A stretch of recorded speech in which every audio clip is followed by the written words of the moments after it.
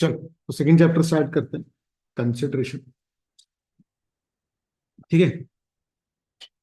सुनो, कंसिडरेशन ना, बिना कंसिडरेशन के कॉन्ट्रैक्ट नहीं बनता। ठीक है, क्या होता क्या है ये कंसिडरेशन? देखो, होता ये है कि भाई अपन जब भी कुछ कॉन्ट्रैक्ट करते हैं तो अपन कुछ लेन देन की बात कर रहे होते हैं ना। समझ रहा है?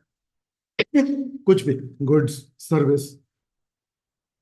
तो वो जो लेन देन है ना, वो दोनों तरफ से होता है। ऐसा देखो, मैंने अगर किसी को गिफ्ट कर दिया कुछ, समझ रहा है? तो वो वन साइडेड है ना, कि भाई मैंने तुमको 100 रुपए दे दिए। क्या है ये तो वन साइडेड है। कॉन्ट्रैक्ट, एक वैलिड कॉन्ट्रैक्ट, वैलिड कॉन्ट्रैक्ट के लिए जरूरी है कि भाई दोनों तरफ से कंसिडरेशन हो। देखो क्या है, कानून जो है ना, वो बेसिकली ट्रांजैक्शंस को कवर करता है लीगल ऑब्लिगेशन के लिए। समझ आ रहा है? ठीक है ना। आप समझो, मान लो कि मैं मंदिर गया, मंदिर के बाहर एक व्यक्ति बैठा हुआ था, है ना, उसको कुछ पैसे चाहिए थे। मैंने ऐसे, मैंने मान लो बोल दिया कि मैं 10 रुपए दे दूंगा। समय थे नहीं मेरे पास, उनको मैं कल 10 रुपए दे दूंगा। और मान लो कि फिर मैं नहीं दूं तो वो केस कर लेगा मेरे पे। पॉइंट समझ रहे हो? कि ये ये एक ऐसी चीज थी जिसमें कि मैं ही कुछ कर रहा था ना, अब मैं नहीं कर रहा हूं। हाँ, इसमें एक्सेप्शन अपन पढ़ेंगे इवेंचुअली, कि अरे तुम्हारे 10 रुपए के भरोसे उसने कुछ खरीद लिया तो वो अलग मैटर है। लेकिन इन जनरल कॉन्ट्रैक्ट किसको कवर करता है? जहां पर दोनों पार्टीज कुछ कर रही है। भाई ट्रांजेक्शन को कवर करता है ना कॉन्ट्रैक्ट। कॉन्ट्रैक्ट तक बोलता है भैया देखो, मैं तुम्हारे लिए ये कर रहा हूँ, ये मेरी तरफ से कंसिडरेशन। यानी उस चीज के लिए लीगल वर्ड जो यूज किया गया है वो क्या है? कंसिडरेशन। समझ में आ रहा है? Whatever I am providing, be it a good, be it a service, समझ में आ रहा है, be it something which I am saying कि I will not do, that is also something. Not to do something is also a consideration. ये समझ में आ रहा है ना? क्लियर है?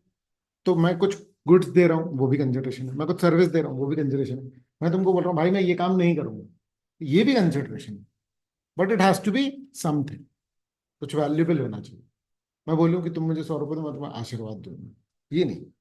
आ रहा है समझ में? ठीक है ना? तो ये काउंट नहीं होता, मतलब ऑब्वियसली बात है। ठीक है। एक वैलिड कॉन्ट्रैक्ट जब बनता है तो वो इन्फोर्सेबल होता है। पर उसकी इन्फोर्सेबिलिटी के लिए ये इंपॉर्टेंट है कि दोनों पार्टीज जो है वो कंसिडरेशन दे रही है।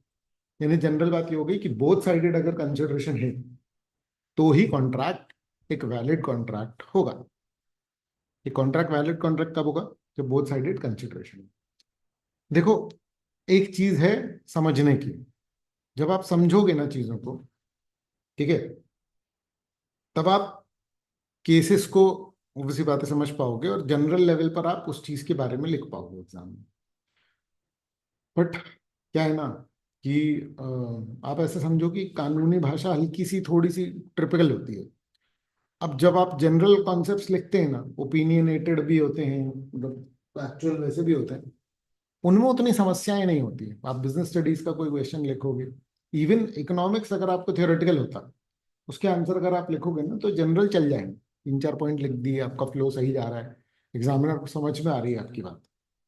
यहाँ क्या होता है ना, मैं शायद कर चुका हूँ ये वाला डिस्कशन पहले भी, लेकिन ये मुझे ऐसा लगता है कि ये बात है महत्वपूर्ण, बात इंपॉर्टेंट बात है, कि you have to be very specific.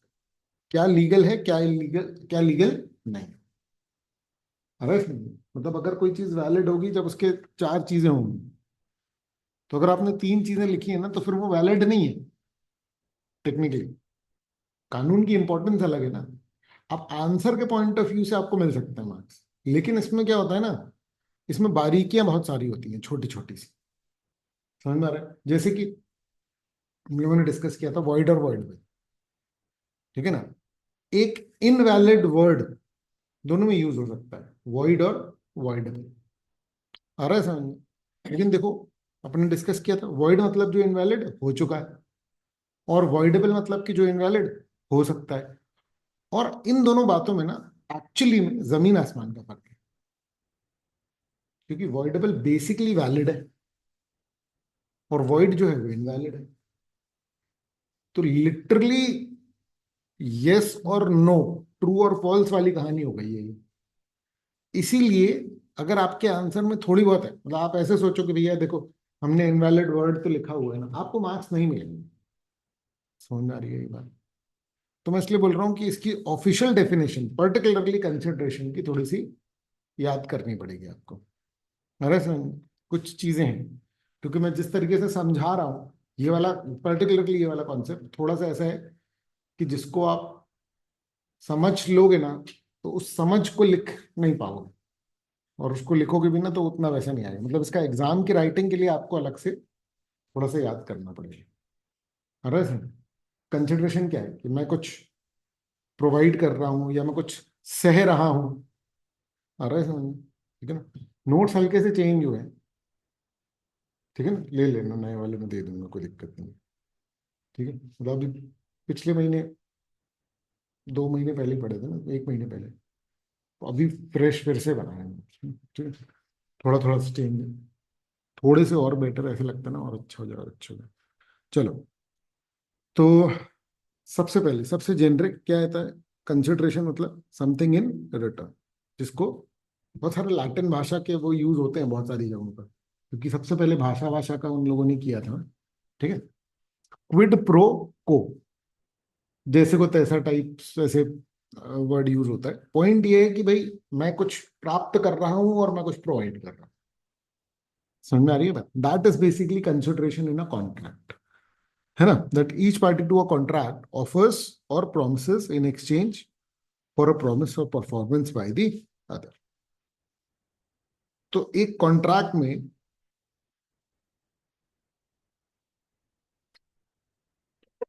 एक कॉन्ट्रैक्ट में पता क्या हो रहा है, दोनों पार्टीज ना एक दूसरे को वादा कर रही है, किस बात का, कुछ तो भी प्रोवाइड करने।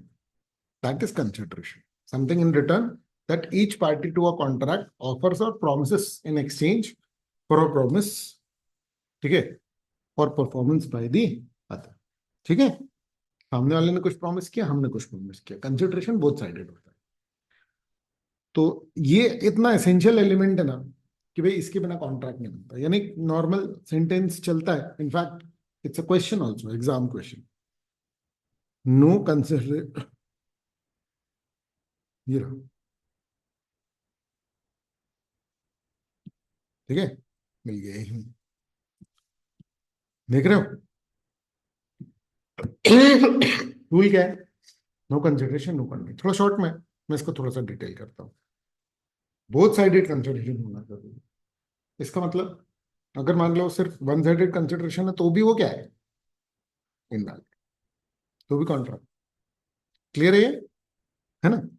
लीगल बेसिस क्या है, तो अब देखो, देखो कॉन्ट्रैक्ट में जब अपन कंसिडरेशन की बात करते हैं, अपन सिर्फ ये नहीं बोल सकते कि एक व्यक्ति से दूसरे के पास 100 रुपए जा रहे हैं तो वो कंसिडरेशन, छीन के ले रहे हो तो, जबरदस्ती ले रहे हो तो। पॉइंट समझ रहे हो भाई? अगर एक कॉन्ट्रैक्ट की बात करें तो कॉन्ट्रैक्ट कैसे बनता है, मर्जी से बनता है ना, तो कंसिडरेशन भी कैसे जाएगा भाई? एक कॉन्ट्रैक्ट में हम जो बात चालू करते हैं ना, वो बात ही एक्चुअली में कंसिडरेशन की करते हैं, और दोनों की फ्री कंसेंट रहती है। समझ में आ रहा है? इसीलिए होता क्या है कॉन्ट्रैक्ट में, कि मान लो मेरे दिमाग में आया कि भैया चलो मुझे कहिए कैलकुलेटर बेचना है। समझ में आ रहा है? ठीक है ना, तो मैं आपके पास ये ऑफर कर रहा हूँ कि भाई ये कैलकुलेटर लोगे 300 रुपये में। बेसिकली कैलकुलेटर मेरी तरफ से कंसिडरेशन है, 300 रुपये तुम्हारी तरफ से कंसिडरेशन है ना, ये नॉर्मल बात है। अच्छा, मैं बोल रहा हूँ तो तुम जवाब किसको दो, मुझे, है कि नहीं? और मैं तुमसे बोल रहा हूँ तो मुझे जवाब किससे चाहिए, तुमसे ही चाहिए। तो कंसिडरेशन जो है, ध्यान से समझना, मैं बोल रहा हूँ मैं अपनी तरफ से ये कंसिडरेशन दूंगा, ठीक है, क्या तुम कंसिडरेशन देने के लिए तैयार हो? 300 रुपये। अब यहाँ जो डेफिनेशन है उसके पॉइंट ऑफ व्यू से समझना एक बहुत खास बात है। खास बात यह है कि भाई तुम 300 रुपए तुम्हारी देने की इच्छा है, डिजायर ऑफ द प्रोमिसर, मेरी इच्छा है कैलकुलेटर देने की, we are parties to contract में, समझ आ रहा है। और वो 300 रुपए जरूर नहीं कि तुम्हारी जेब से निकले, मतलब अगर तुम्हारे बिहाफ में किसी और बंदे ने 300 रुपए दे दिए, is it valid? Yes it is valid. आया समझ में? बोलो बोलो, चलेगा क्या? हाँ बिल्कुल चलेगा, कोई प्रॉब्लम नहीं है। ठीक है, तो ये जो डेफिनेशन है ना, ये लीगल बेसिस जो है, जो ऑफिशियल डेफिनेशन है, ये अपने आप में कंसिडरेशन के सारे कैरेक्टरिस्टिक्स इनकॉर्पोरेट की हुई, समझ में आ रही है बात? इसमें सारे कैरेक्टरिस्टिक्स जो हैं वो इन्वॉल्व है when eight the desire of the promisor, promisee और एनी अदर पर्सन। ये देखो, ये जो बात है ना कि प्रोमिसी और एनी अदर पर्सन, इससे आपको ये पता चलता है कि जो दो पार्टीज कॉन्ट्रैक्ट कर रही हैं, इच्छा उन्हीं दोनों की होनी चाहिए, पर कंसिडरेशन आ किसी और से सकता है, पर इच्छा देखो, मैं जिस व्यक्ति के साथ कॉन्ट्रैक्ट कर रहा हूं, कॉन्ट्रैक्टिंग पार्टी वही है ना, समझ में आ रहा है? कानून का ये कहना है कि भैया मैं अगर तुम्हारे साथ कॉन्ट्रैक्ट कर रहा हूं तो तुम्हारी इच्छा है, मेरी इच्छा है, आ रहा है समझ में? तो कंसिडरेशन देने की इच्छा तुम्हारी है, भले ही तुम्हारे बिहाफ में कोई और पैसे पे कर दे रहा है, भले ही मेरे बिहाफ में कोई और कैलकुलेटर दे दे रहा है, लेकिन कॉन्ट्रैक्ट मैंने किया हुआ है। इस बात को ध्यान से समझना कि अगर मान लो पैसे देने की भी इच्छा किसी और की है, तुम्हारी इच्छा नहीं है पैसे देने की, तो फिर मैं तुम्हारे साथ वैलिड कॉन्ट्रैक्ट नहीं कर पाऊंगा, क्योंकि ये वैलिड कंसिडरेशन ही नहीं हुआ ना। मान लो उसने पैसे दे भी दिए और मैंने कैलकुलेटर फिर उसको दे दिया, तो ये मेरा कॉन्ट्रैक्ट तो अगले साथ हुआ ना, फिर मेरा वो कॉन्ट्रैक्ट तुम्हारे साथ थोड़ी होगा। क्या ही क्लियर है? इसलिए यहाँ पर लिखा है कि प्रोमिसर की डिजायर होनी चाहिए, और प्रोमिसी या कोई और व्यक्ति भी दे सकता है कंसिडरेशन, ऐसे कोई समस्या नहीं है ना? अच्छा, कंसिडरेशन का के साथ एक चीज और है कि जब मैं कोई कॉन्ट्रैक्ट करने की बात कर रहा हूँ, तो जब मैं कोई कॉन्ट्रैक्ट करने की बात कर रहा हूँ ना, हर चीज फ्यूचर पे डिपेंड नहीं है। मतलब मैं बोलूँ कि भैया मैं तुम्हें कैलकुलेटर दूंगा तो मुझे 300 रुपये दे देना, ऐसा जरूरी नहीं है। मान लो किसी काम से मैंने तुमसे 300 रुपये लिए हुए एक हफ्ते पहले, समझ में आ रहा है? तुम बोलो कि मैं तुम्हें कैलकुलेटर दे रहा हूँ और वो जो 300 रुपये तुमने मुझे दिए थे मैं उसको एडजस्ट कर ले रहा हूँ, क्या ये एक वैलिड कॉन्ट्रैक्ट है? इसमें वैलिड कॉन्ट्रैक्ट जो है वो कब मूव हो गया? हाँ, वैलिड कंसिडरेशन कब मूव हो गया? पास्ट में। नहीं ऐसा, भाई तुमसे 300 रुपये कब मिल गए? पहले ही मिल गया ना। Consideration can be past, consideration can be present, अभी दो, कंसिडरेशन कैन बी फ्यूचर, भैया मैं तुम्हें कैलकुलेटर भेज रहा हूँ, कॉन्ट्रैक्ट अभी हो रहा, तुम मुझे 300 रुपये 3 महीने बाद दे, this is also valid contract, जिसका कंसिडरेशन अभी मूव नहीं हो रहा है, कब मूव होगा? 3 महीने के बाद। तो इस पॉइंट का मतलब यह है कि consideration can be past, present और फ्यूचर। तो हम लोग धीरे धीरे करके क्या पढ़ रहे हैं? कंसिडरेशन के फीचर्स। कंसिडरेशन, ध्यान से सुनना, अगर मैं मस्ट बोल रहा हूं तो मस्ट का मतलब क्या होगा? कंपल्सरी। अगर मैं मे बोल रहा हूं तो मतलब ऑप्शनल। अरे समझ में? तो consideration must move at the desire of the promisor, must move at the desire of the promisor, may move from promisee or any other person, may move from promisee or any other person. Alright, it may have already been done, or it is being done, or it will be done in future, which means consideration can be past, present, future, all are valid. आ रहा है ये समझ में? Clear है ना? फिर क्या होगा? अच्छा, कुछ करने का या कुछ नहीं। अच्छा, आप लोगों ने वो हिरण्यकश्यप वाली कहानी सुनी?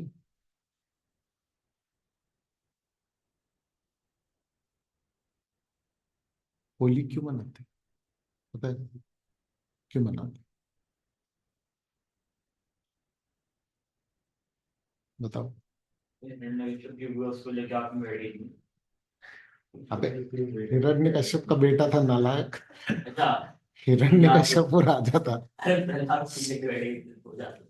देखो, हिरण्यकश्यप एक राजा था जिसने, वो होली क्यों मनाते हैं क्योंकि उसका जो बेटा था, है ना, वो भगवान को बहुत मानता था और हिरण्यकश्यप अपने आप को भगवान मानता था।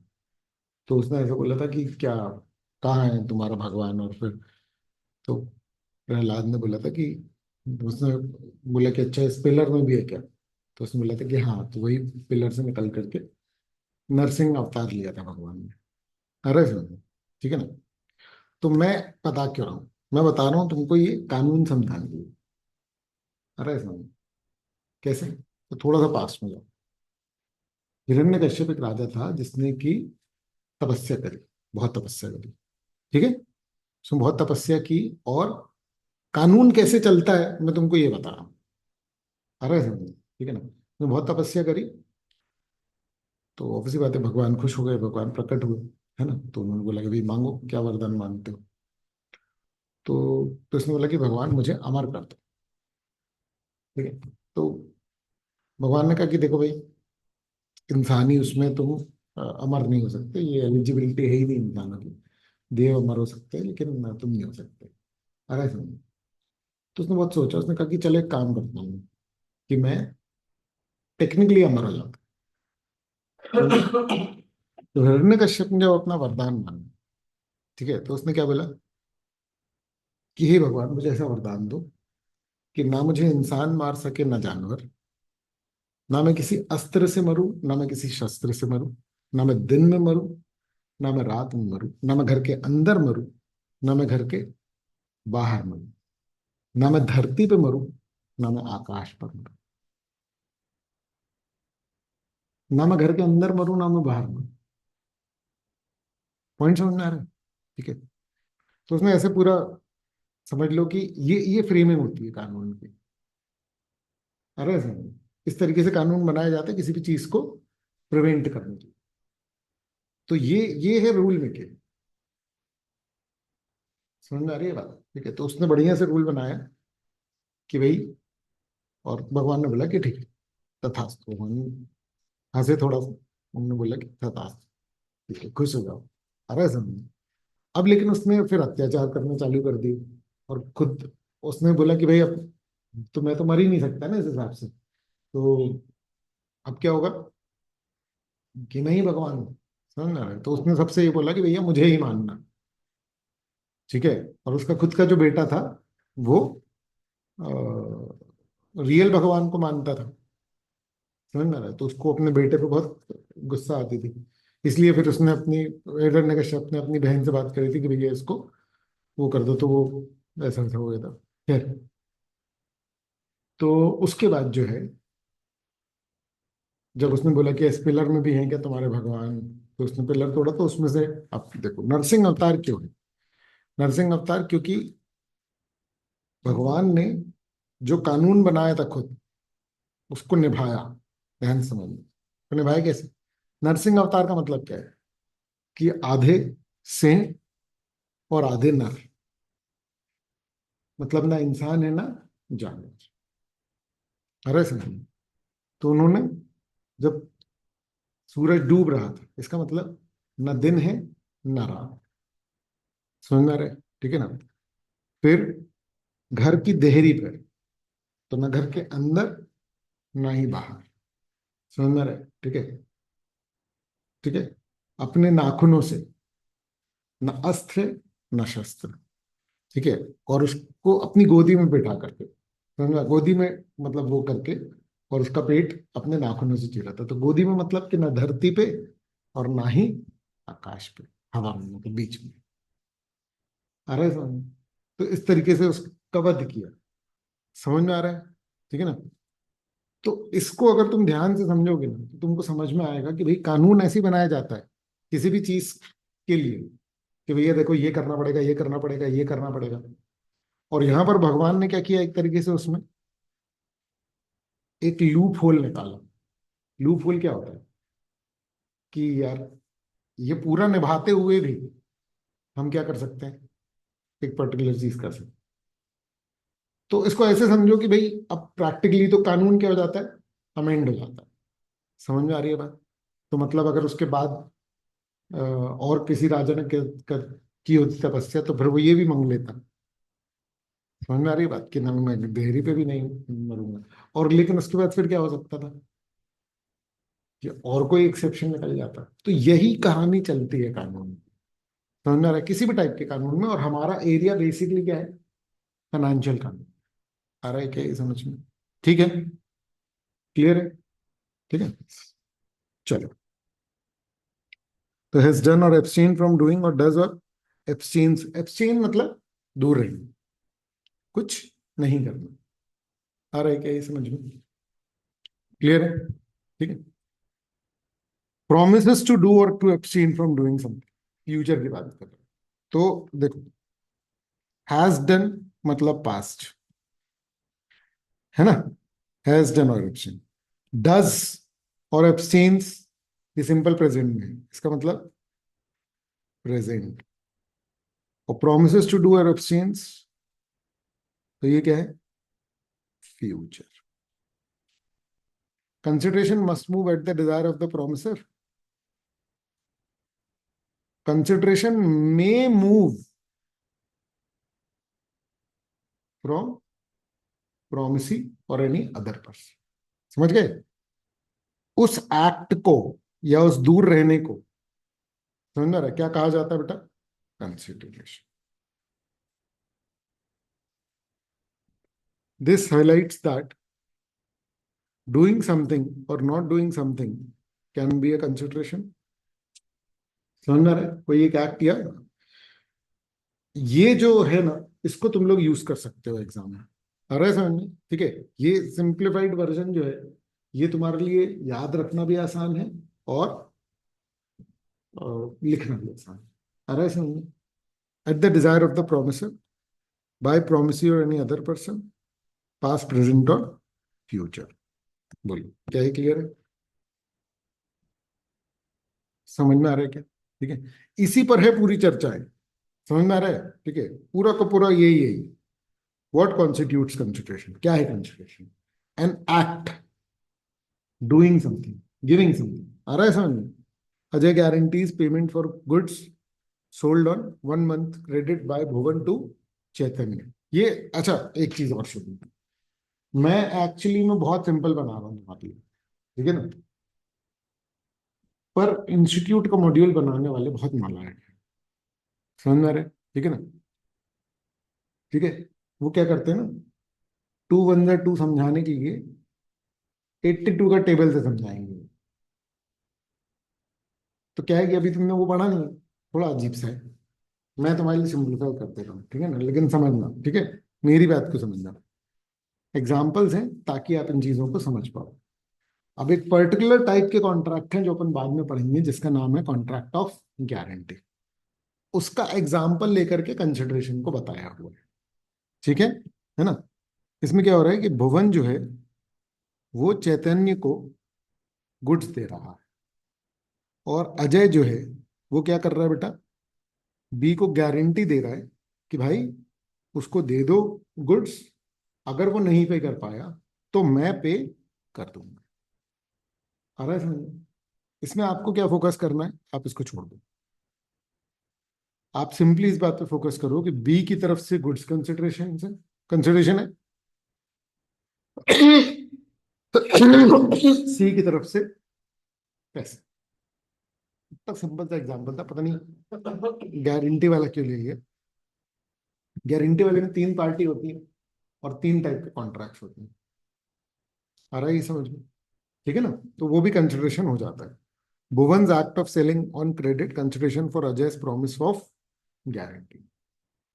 ठीक है, ये मॉड्यूल का था इसलिए हमको लेना पड़ा ऐसा कैसे एग्जाम्पल। क्लियर है?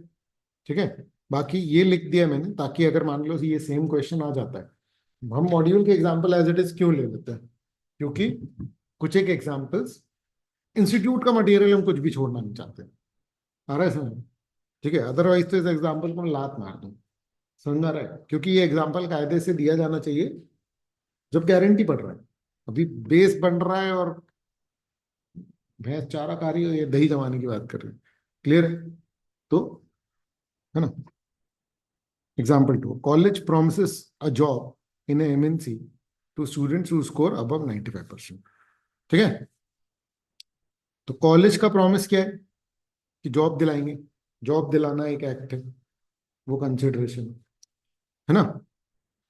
अच्छा, मॉनेटरी हो जरूरी नहीं है, मतलब हर बार पैसे ही कंसिडरेशन होगा ऐसा थोड़ी। ये भाई मैं तुम्हें एक कॉन्सेप्ट पढ़ा दे रहा हूँ, तुम मुझे एक मूवी दिखा लाओ, क्या ये एक वैलिड कॉन्ट्रैक्ट हो सकता है? बिल्कुल वैलिड कॉन्ट्रैक्ट हो सकता है। ऐसा जरूरी नहीं है कि मॉनेटरी कंसिडरेशन। अरे समझ, क्या ही क्लियर है ना। फिर क्या है, abstinence, not doing something. Abhishek promises not to file a lawsuit against Bharti if Bharti pays ₹1 lakh. अभी वैलिडिटी पे मत जाना, समझ आ रही बात कि वैलिड है या नहीं। अभी हम लोग सिर्फ क्या समझ रहे हैं, कंसिडरेशन। इसके 1 लाख रुपए देना कंसिडरेशन, और उसका केस ना करना क्या है, कंसिडरेशन। क्लियर है? यहां पर हम क्या समझ रहे हैं कि कुछ नहीं करना भी क्या होता है, consideration. Not suing is the consideration for भारतीज। ठीक है, फिर एबीसी ने 2 लाख रुपए ऑफर किए XYZ को कि XYZ जो है वो पर्टिकुलर इलेक्ट्रिक शॉप ओपन ना करे 1 किलोमीटर के दायरे। तो इनका शॉप ओपन नहीं करना क्या होगा, कंसिडरेशन। वैलिडिटी पे जब बात आएगी तो फिर अलग मैटर। अभी अपन लोग देख लेंगे आगे जब चैप्टर में पहुंचेंगे ना, कि अरे ऐसा कॉन्ट्रैक्ट नहीं कर सकते आप, ये कंसिडरेशन सही नहीं है। क्यों? क्योंकि भैया ये कानून में हमने ह्यूमन राइट्स वगैरह के पॉइंट ऑफ व्यू से भी बनाया हुआ ना, हमारा कॉन्स्टिट्यूशन है, सारी चीजें। क्या है, क्लियर है? ठीक है, चलो फिर क्या बेटा, forms and features of consideration. ठीक है, तो देखो देखो कंसिडरेशन में क्या होता है, कुछ बेनिफिट और कुछ नुकसान।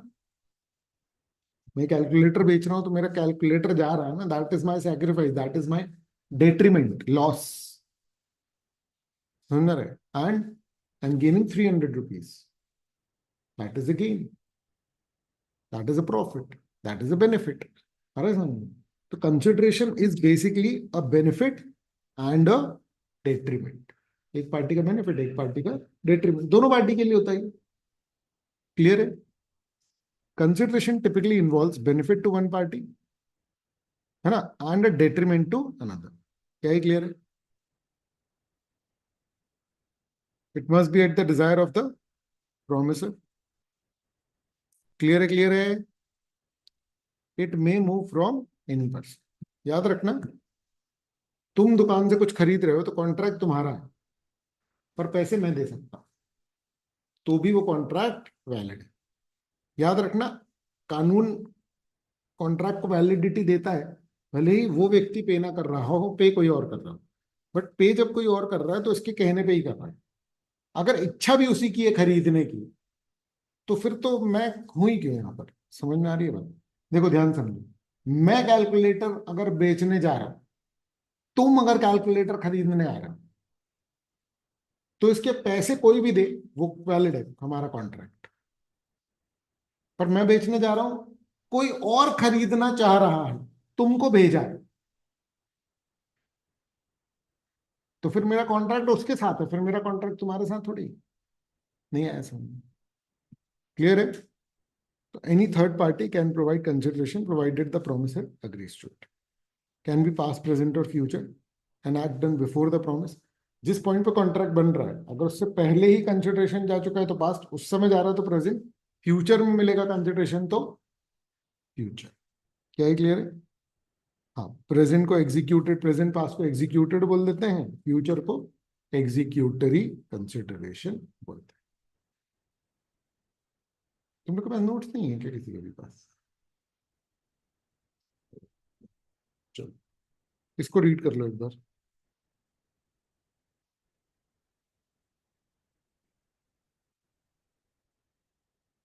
दिख रहा है?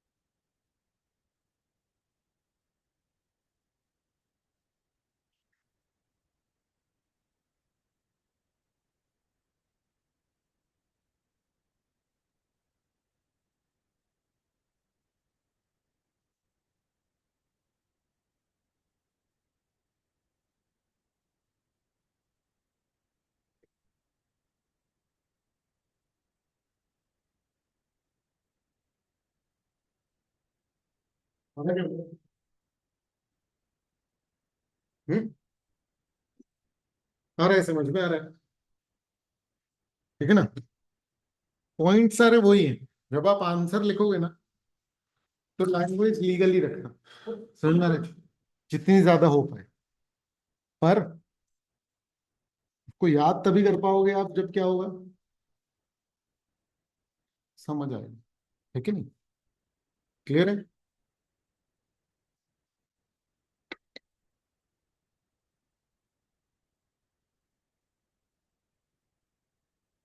तो अब है लीगल रूल्स। देखो बेटा, वही है लीगल रूल्स, कुछ अलग नहीं है। पहला पॉइंट है क्या? Consideration must move at the desire of the promisor. ठीक है ना? बस हर एक पॉइंट डिटेल में। बस डिटेलिंग से क्या होता है? या तो आपको क्वेश्चन आएगा ओवरऑल कंसिडरेशन और उसके जो लीगल रूल्स हैं उन्हें एक्सप्लेन कीजिए, और या तो फिर क्या होगा कि आपको इंडिविजुअली इसका केस आएगा, जो पहला वाला है ना, consideration must move at the desire of the promisor, इस पे जो एक केस है इसको एक्सप्लेन करने के लिए वो दिया हुआ है। तो हमको नॉर्मली क्या होता है, ये पूरा का पूरा केस एग्जाम में दे देते हैं, पर उसका प्रोविजन हमको फाइंड आउट करना पड़ता है। प्रोविजन यही है, प्रोविजन क्या है, consideration must move at the desire of the promisor. Clear है? पर ये प्रोविजन क्या होता है, आइडेंटिफाई नहीं हो पाता बहुत बार। क्लियर है? क्यों? क्योंकि केस कौन सा देते हैं, वो बलदेव सिंह वाला एक केस है, ठीक है, जिसमें वो क्या बोलता है, देखो मतलब एक बंदा है कॉन्ट्रैक्टर, है ना, जैसे समझो जैसे अपन जबलपुर में है ना, तो कलेक्टर ने आदेश दिया एक बिल्डर को, समझ रहा है, कि ये मार्केट बना दो एक। चलो मान लो कि जैसे यही मान लो कि ये कल्चरल स्ट्रीट पे हमने क्या बोला कि नेपियर टाउन में यहाँ पर क्या बना दो, मार्केट। किसने बोला? कलेक्टर। किसको बोला? बिल्डर को। अब यहाँ बहुत सारे दुकान वाले थे जिनकी दुकानें टूटेंगी और ऑब्वियसली बात है रिकंस्ट्रक्शन होगा, ठीक है, पर ये अगर मैं इसको कॉन्ट्रैक्ट बोलूं तो इस कॉन्ट्रैक्ट का मूवमेंट जो है ना, वो कलेक्टर ने बोला है, बिल्डर को बोला है, और वो बिल्डर जो काम कर रहा है वो कहाँ पर कर रहा है, मार्केट में कर रहा है। तो मार्केट में जो लोग हैं, जो बिजनेसमैन है ना, उनको लग रहा है यार हमारे लिए भी अच्छा हो जाएगा, तो जो बिजनेसमैन है उन्होंने बिल्डर से बोला कि यार तुम अगर जैसे ये मार्केट बना दोगे ना, तो हम तुमको अपनी सेल में से 1% कमीशन देंगे। आ रहा है समझ? ठीक है। अब हुआ ये कि मार्केट बन गया, तो फिर बिल्डर ने बोला कि हाँ आप सेल में से दो 1%। तो मार्केट वालों ने मना कर दिया। जब मार्केट वालों ने मना कर दिया, तो जो बिल्डर था उसने केस लगाया कोर्ट में कि भाई कॉन्ट्रैक्ट हुआ था कि हम मार्केट बनाएंगे और तुम जो है वो सेल पे हमको 1% कमीशन दो, दुकानदार। स्टोरी समझ में आ रही है कि नहीं आ रही? क्लियर है? ठीक है। तो जब ये कोर्ट में पहुंचा तो टेक्निकल ग्राउंड्स पे जो ये था तुम्हारा बिल्डर, ये हार गया। क्यों हार गया? ठीक है ना, भाई बात तो हुई थी, बोला तो था दुकानदारों ने, फिर वो पलट गए। और पॉइंट ये है कि इस पूरे कॉन्ट्रैक्ट में जो बेसिक प्रॉब्लम थी वो ये थी कि जो मार्केट बनाने का काम था वो इनिशियली दुकानदारों ने नहीं दिया था बिल्डर, वो किसने दिया था? कलेक्टर ने। तो टेक्निकल पॉइंट ये था कि consideration must move at the desire of the promisor. तो अगर वो कंसिडरेशन स्टार्ट किसके पॉइंट ऑफ व्यू से हुआ होता? हाँ, मार्केट वाले से। मान लो मार्केट वाले बोले होते कि हाँ भाई तुम मार्केट बनाओ हमारे लिए और हम तुमको 1% कमीशन देंगे, then it would have been a valid contract. पर हुआ ये कि वो मार्केट बना रहा था किसी और के ही कहने पे। तो यहां पर क्या हुआ कि दुकानदारों ने जो बोला वो कहलाया वन साइडेड, और वन साइडेड होने के कारण ये इनवैलिड हो गया। नहीं आया समझ में? क्योंकि वो जो उसका मार्केट बनाना था वो वैलिड कंसिडरेशन हुआ ही नहीं। अब देखो, हम लोग बहुत सारे केसेस डिस्कस कर सकते हैं, पर एग्जाम आसान है। समझ में आ रही है बात? एग्जाम आसान किस पॉइंट ऑफ व्यू से है कि केस लॉज आपके पहचाने आ जाते हैं। हजारों केसेस हो चुके हैं, लेकिन मॉड्यूल में ये वाला दिया है। तो आपके एग्जाम में रिपीट कौन से होते हैं नॉर्मली? एग्जाम वो ये वाले। इससे भी टेस्ट हुआ था अभी तो उसमें आईसी का जो टेस्ट था उसमें 7 से 7 नंबर का क्वेश्चन आया था और उसमें 7 पॉइंट्स थे वैलिड एंड इनवैलिड कॉन्ट्रैक्ट के। हम्म। तो उसमें आंसर मतलब कैसे लिखना था, उसमें यस नो में लिखना था कि पूरा एक्सप्लेन करना था? मतलब हमने एक केस दे दिया था, पॉइंट ए केस दे दिया, अभी वैलिड है कि इनवैलिड है, उसमें इसमें वैलिड क्या है थोड़ा सा एक्सप्लेन कर दे क्यों हाँ valid है। हाँ। वो जगह से एक लाइन कितने मार्क्स का था वो? 7 नंबर में वो था। अकेला? नहीं नहीं 7 पॉइंट थे उसके। 7 पॉइंट थे ना, हाँ ठीक। मतलब मतलब 1.1 नंबर का क्या लाया ना। एक दो लाइन में कर लिख सकते हैं उसके साथ। देखो उसमें तुमको एक्सप्लेनेशन तो ऑब्वियस बात है देना है, तो मेरे हिसाब से अगर तुम 1-2 लाइन में सफिशिएंटली उसको प्रूव कर पा रहे हो तो इट्स फाइन। अगर 1-2 लाइन में वो सफिशिएंटली प्रूव नहीं हो पा रहा then that could be a trouble. मतलब वो वैसा वाला ट्रबल भी नहीं है, वैसे तो मार्क्स मिल जाएंगे। एक तो वो रहेगा ना इनवैलिड लिखना है। ये बात है, लेकिन एक्चुअली में सीए के एग्जाम्स में जो मेरा एक्सपीरियंस रहा है वो ये है कि अगर ट्रू फॉल्स भी वो पूछते हैं ना तो वो मार्क्स ट्रू फॉल्स पे नहीं देते। मैंने खुद ने भी कॉपीज चेक किए हुए, तो वो ट्रू फॉल्स पे तो भाई कोई भी लिख सकता है ना कि ट्रू है, दो ही तो ऑप्शन है, कोई ना कोई तो सही हो जाएगा, इसलिए उस पर नहीं मिलते हैं मार्क्स। ट्रू फॉल्स अगर आपने लिखा हुआ है तो भी मार्क्स आपको उसके ट्रू फॉल्स के तब मिलेंगे जब आपने रीजनिंग लिखी हुई है। कई बार तो ये होता है कि लोग सिंपली जैसे ट्रू फॉल्स लिख दिया हमने और क्वेश्चन का ही कुछ कुछ बना करके लिख दिया, तो भी मार्क्स मिल जाते हैं। समझ में रहे, क्योंकि एक एग्जामिनर की नजर एक बार नोटिस करोगे तुम तो समझ में आएगा कि बिना रीजनिंग के वो नहीं दे सकता, और कई बार चीजों के रीजनिंग होते भी नहीं। कई बार ऐसा होता है कि भैया ये बात सच है, सूरज पूर्व से ट्रू है ना, ट्रू है तो क्या लिखोगे उसका आंसर में, रीजनिंग में क्या लिखोगे। हाँ वो भाई पूरब से उगता है, लेकिन वो लिखना जरूरी है। आप पॉइंट समझ रहे हो, क्लियर है, ठीक है ना। तो कई बार ऐसी स्थिति होती है, ठीक। बाकी 1-2 लाइन सफिशिएंट, 1 नंबर के लिए कितना लिखोगे। चलो, तो consideration must move at the desire of the promisor. जो भी एक्ट किया जा रहा है जिसको हम कंसिडरेशन बोल रहे हैं वो किसकी रिक्वेस्ट डिजायर पे मूव होना चाहिए, प्रोमिसर की। आ रहा है समझ में, है ना। This rule ensures the return element in consideration is specifically required by the promisor. तो यहां मतलब कि भाई तुम हमारे लिए कर दो तो हम तुम्हारे लिए कर दो, ये डिजायर किसकी, मतलब दोनों पार्टी प्रोमिसर प्रोमिसिंग है, लेकिन अपन लोग जो इनिशिएट करता है ना, जो ऑफर करता है उसको अपन क्या बोलते हैं, प्रोमिसर। तो प्रोमिसर के की डिजायर पे होना चाहिए कंसिडरेशन। बेसिकली कॉन्ट्रैक्टिंग पार्टी ही क्या करनी चाहिए, मतलब कॉन्ट्रैक्टिंग पार्टी हम बोलेंगे किसको, जिसकी डिजायर। तो दुर्गा प्रसाद वर्सेस बलदेव में प्लेंटिफ कौन था, वो जो बिल्डर था, उसने मार्केट कंस्ट्रक्ट किया कलेक्टर के कहने पे, ना कि दुकानदार के। डी लेटर प्रोमिस टू पे P a commission for goods sold through that market, क्योंकि मार्केट ने बोला था कि भाई हम जो भी गुड्स बेचेंगे उसका 1% कमीशन देंगे। हेल्ड मतलब कोर्ट ने क्या डिसीजन दिया, द प्रॉमिस वॉज वॉइड। ये जो दुकानदारों ने प्रॉमिस किया था इसकी कोई वैलिडिटी नहीं थी, इसलिए दुकानदारों पे कोई ऑब्लिगेशन भी नहीं आई कि नहीं पे करना है, because the act was not done at these design, no valid consideration exist. ठीक है, R saves S goods from fire without being asked, R can not claim a reward because the act was voluntary, not done at the desire of the promise. आप इसको देखो इस point of view से कि आप लिखोगे कैसे। अब चैप्टर के जज्बात अपन लोग ये भी देखेंगे कि एग्जाम में आया हुआ है कब कब, तो उसमें आप देखोगे कि ये सेम क्वेश्चन आ चुका है पास्ट में।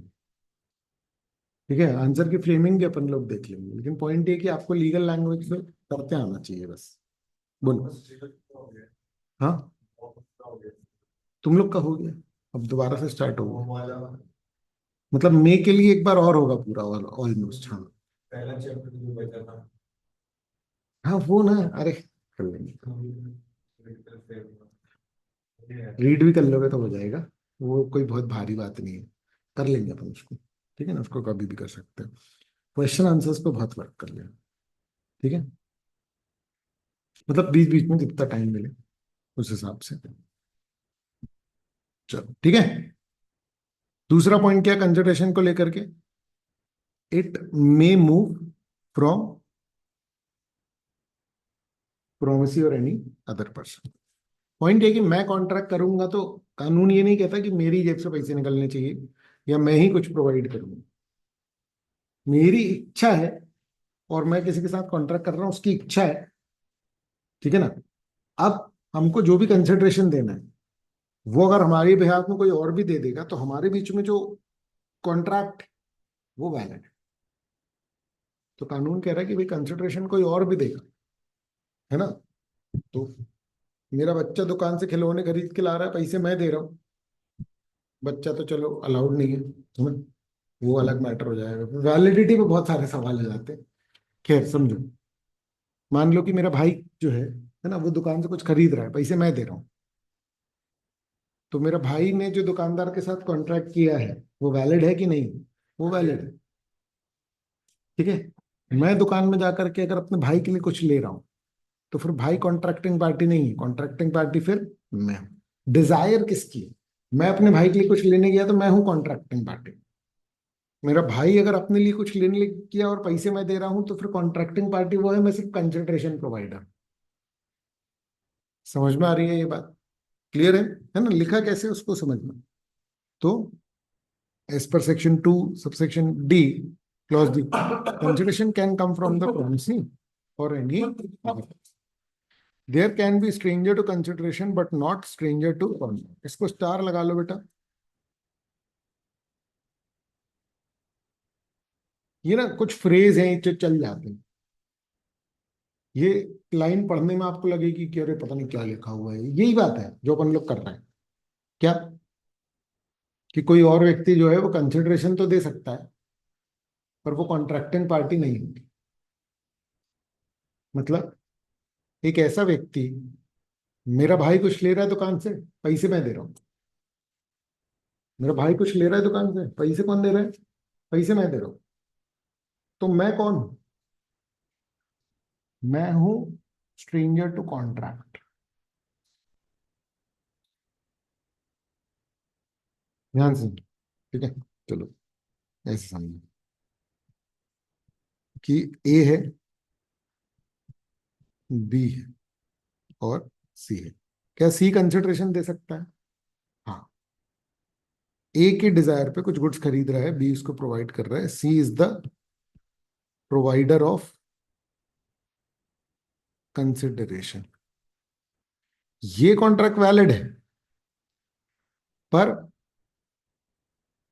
अगर ये कंसिडरेशन दे रहा है किसको? बी को, तो ये कॉन्ट्रैक्ट जो है ना बेटा, ये वैलिड नहीं है। मतलब इसको कैसे करें अपन, इसको लाल से कर, है ना, कि ये वैलिड नहीं है। क्यों? क्योंकि ये कौन है?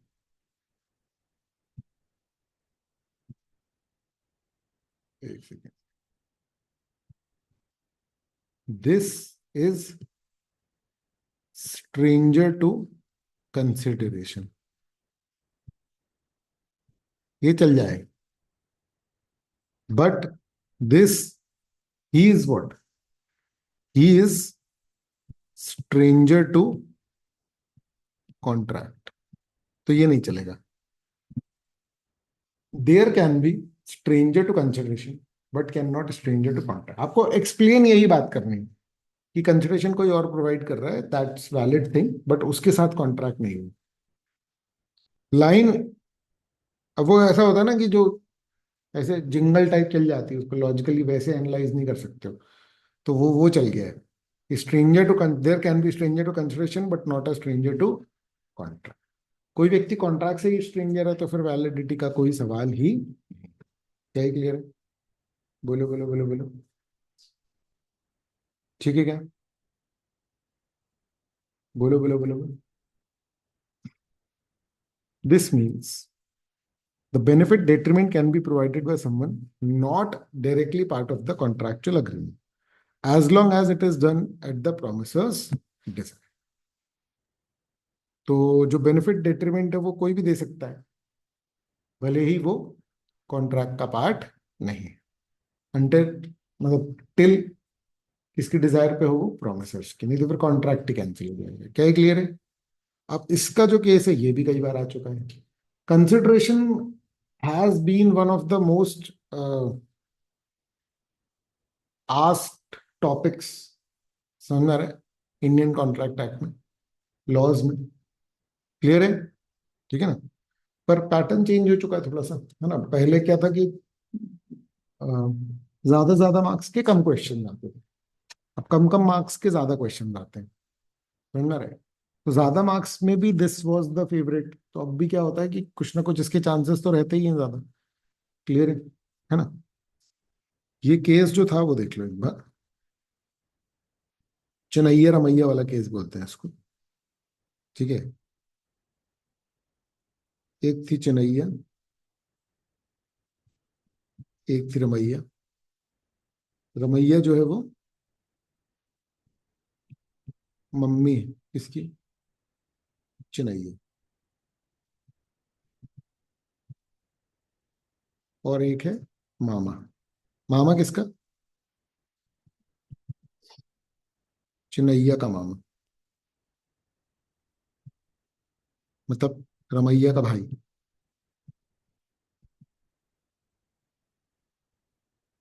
ठीक है। तो एक्चुअली में ऐसा हुआ था कि चनैया क्या है, रमैया की बेटी।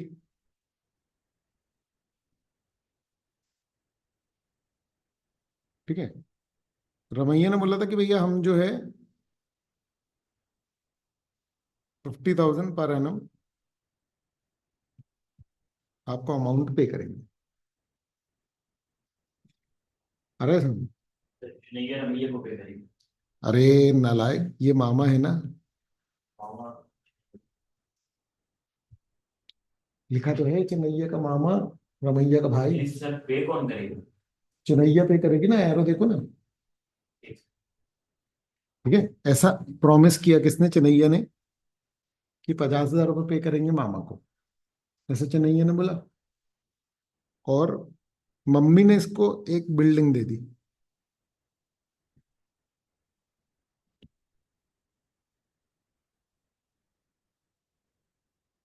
अरे ये समझ,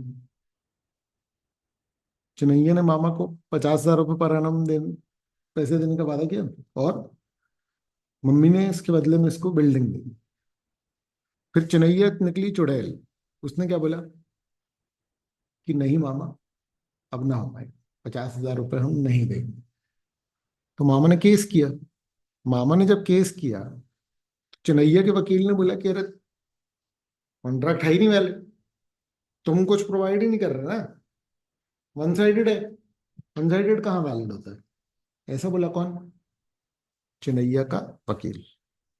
अरे ये सुन, ठीक है, कोर्ट ने फटकार लगाई किसे, चुनैया को, कि चुड़ैल ये क्या बोल रही है, मम्मी से घर नहीं मिला, समझ में आ रहा है क्या। तो भाई कंसिडरेशन तुमको किसी और से मिल गया ना, भाई तुम 50,000 रुपये दे रहे हो, तुमको घर मिल गया, भले ही मम्मी ने दिया घर, बट एक ही ट्रांजेक्शन का पार्ट है ना। तो तुम ऐसे कैसे बोल सकते हो कि भाई मामा ने कुछ प्रोवाइड नहीं किया, तुमको अगर किसी और से भी कंसिडरेशन मिला तो इट्स अ वैलिड कॉन्ट्रैक्ट। बोलो, ये क्लियर है। तो ये केस किस चीज का है, कि consideration may move from other person, it is not necessary कि मामा से ही कंसिडरेशन आना चाहिए था।